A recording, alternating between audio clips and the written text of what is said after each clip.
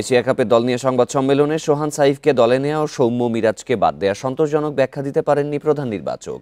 বিশ্বকাপের পরিকল্পনাতে কাদের রাখা হবে সেটাও খোলাসা করতে পারেননি। তবে গাজী আশরাফ হোসেন লিপু বলছেন, এশিয়া কাপের শিরোপা জেতার ক্ষমতা রাখে বাংলাদেশ। বান্ডেল থাকলে প্রতি সেনমানিতে টাকা বাঁচবে। বিকাশ সেনমানি বান্ডেল কিনে জিতুন প্রতি লেনদেনে। আলোচনার বাইরে থেকে হঠাৎ করে কিভাবে বড় আসরে সাইফ হাসান, ভূমিকা কি থাকবে, কতদিনই বা সুযোগ পাবেন? সোহানকে নিয়েও এমন প্রশ্ন এসেছে।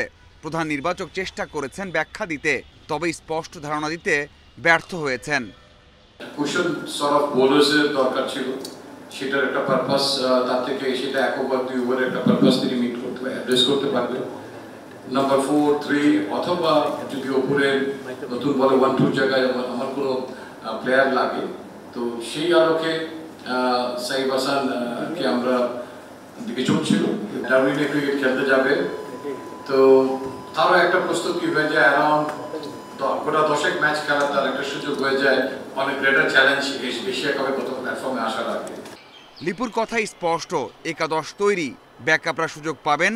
ইনজুরি সমস্যা দেখা দিলে, স্কিল ধারাবাহিকতায় উন্নতি না করলে সৌম্য মিরাজকে টি-20 দলে দেখেন না। Summo Sarkar is an option for the third open.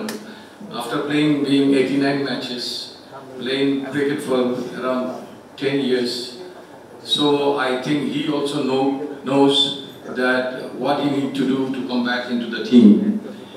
And তিনি আমাদের গ্রেটার ক্যানভাসে আছেন, তার অভিজ্ঞতাটাকে আমরা ফেলে দিতে পারি না। 20 থেকে 25 জন ক্রিকেটার তৈরি আছেন। এই দলের সিরিজ থেকে নজরে এসেছেন রাকিবুল, জিসান, আফিফ, রাব্বিরা। যে কোনো সময় তাদেরও ডাক আসতে পারে। We will expect যে এরকম 2-3টা নাম যারা আমাদের থাকবে, তাদেরকে আমরা পর্যাপ্ত সুযোগ দিব, পর্যাপ্ত ফ্যাসিলিটিস দিব, তাদের দিকেও আমাদের নজর থাকবে। তবে এর বাইরে খুব বেশি একটা বোধহয় আমরা যাব না। টি-20 ফরম্যাটে এখনও বেশ পিছিয়ে বাংলাদেশ। তারপরেও এবার আমিরাত থেকে শিরোপা নিয়ে আসার স্বপ্ন দেখছেন প্রধান নির্বাচক। Mazharul Islam, independent news.